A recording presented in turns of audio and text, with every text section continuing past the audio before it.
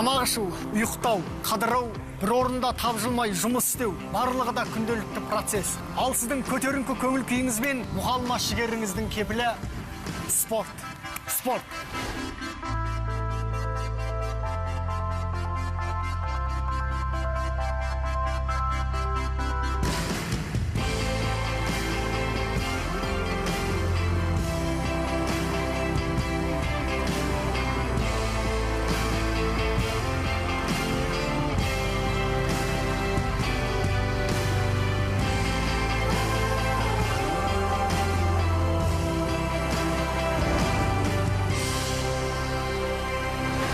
Ол өмір сүру дағдымның бір бөлігі.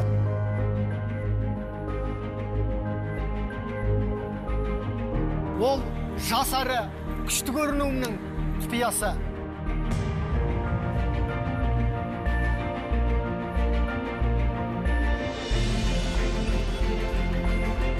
Ол денсаулығымның кепілі.